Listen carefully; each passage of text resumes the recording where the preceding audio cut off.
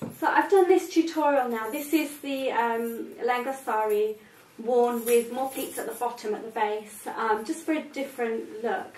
I've put this way on for my sister for my cousin's wedding recently, and she turned heads. It was one of those saris that was really unusual. You can't tell what's going on because the pleats are traditionally in the middle. You just wonder what's going on. Is it a skirt? Is it a sari? Is it a lengha? People wonder with it.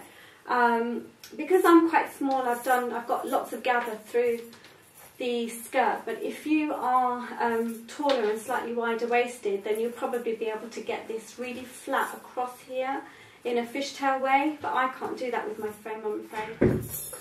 Okay, so I've got the blouse on and the petticoat. Petticoat needs to be just here at your belly button line, or just below at the navel. If you wear it higher, that's fine if you're short like me, and I often tend to wear it just above here just because of the length of the sari, but if it's lower, it just sets it off nicely. And one of the ways of wearing this I've already shown in another video, and that's kind of Gujarati way in keeping it very fishtail, very streamlined so that you look slimmer. But the way I'm going to show you today, I'm going to have to pleat it at the waistline, because if you don't pleat it, you're going to have too much material, and that becomes a bit obvious a bit later on.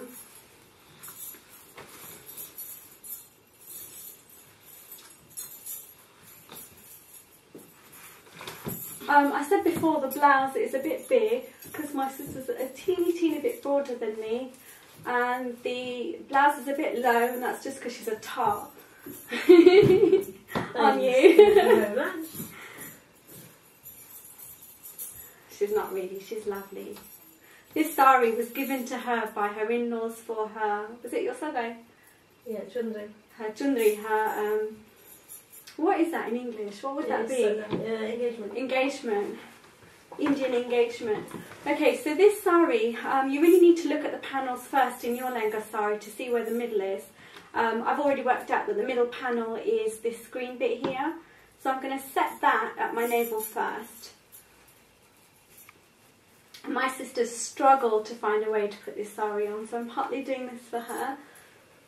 It's a beautiful sari, and I forced you to wear it recently, didn't I? Yeah. Okay, and then what you want to do is just gather it at the navel, pinch it in, bring the material forward to create a crease.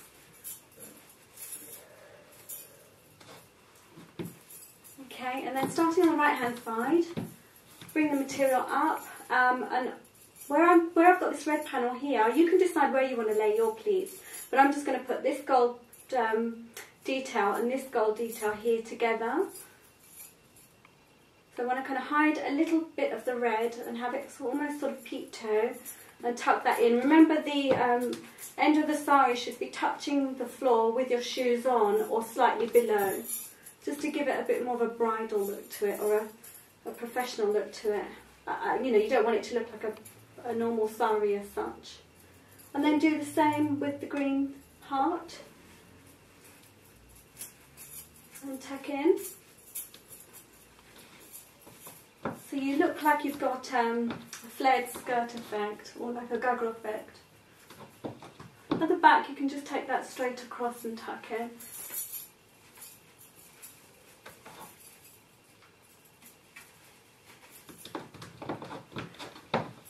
And then as you come up front, you'll notice the part you just tucked in has come over on top of the other piece.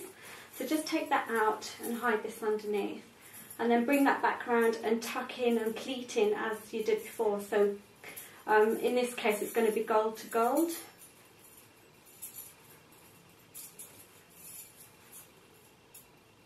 I love the ching-ching of bangles, don't you? Yeah.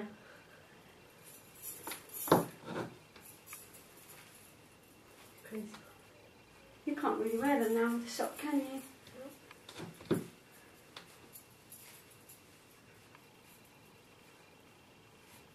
And then just maybe place one more pleat at the front there. I don't want any pleats at the side or at the back. I just really want them at the front. And then the rest of it now, you just want to pull straight back like this. Don't pull too tight because you'll pull your pleats out and drag that and hold that over your shoulder.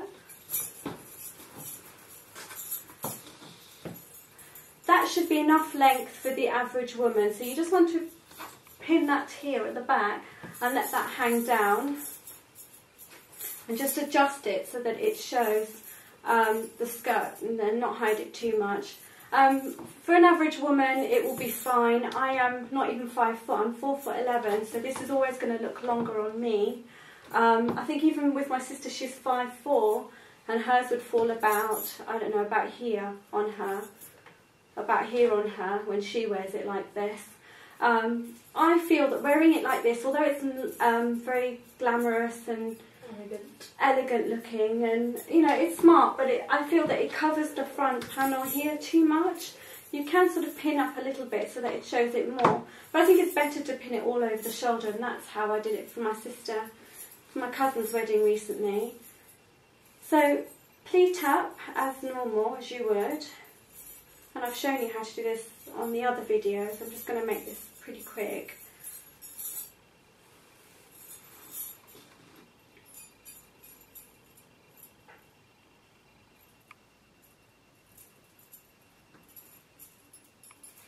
And as I said at the beginning, how much pleats you do here is going to depend on how tall you are and what the fall is. Now this fall at the back here should fall behind your knees.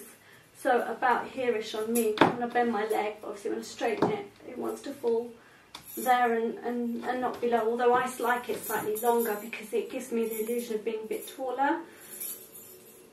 So I've got that on my shoulder and I'll pin that in place to the blouse. Okay, so pinning that normally now, you can see that I've got this loose piece here which shouldn't be there, and some loose bits here which shouldn't be there either. But if I had a nice jolly blouse or a nice longer piece that was a bit more designer, then I could get away with having this long and loose. But because this blouse is quite fitted and I don't want it showing, I need to then drag this back behind me, bring it forward, and then I need to pull some of these pleats out and pleat it so that it falls, so that it hides some of this material. So I just basically take this out, pleat between my hands like as you would a normal fold. I think I did this for you on the day as well, Dips.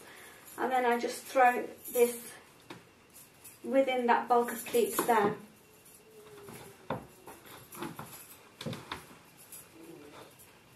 I might pleat this the other way so that it doesn't hide the design here.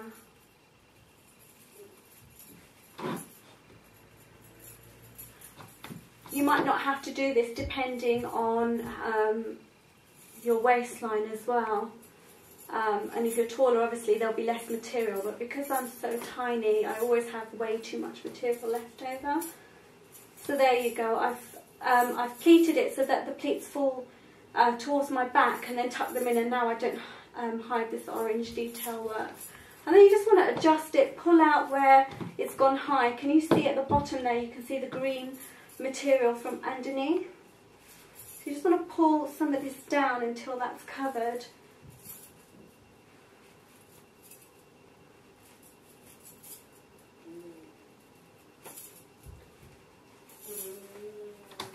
And that's my kids blowing mouth raspberries and not my sister doing a doo-doo.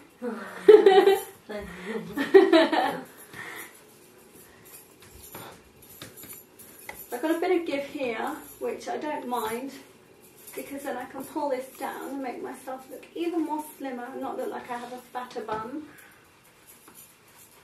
which I do have a fat bum. Yeah. Yeah, I do. Can't deny it. You don't. I do have a fat bum. The other way looked much less fatter, didn't it? You look slimmer. And then this bit I'm just tucking in just to the skirt at the back, just to make this tight and so I don't expose myself.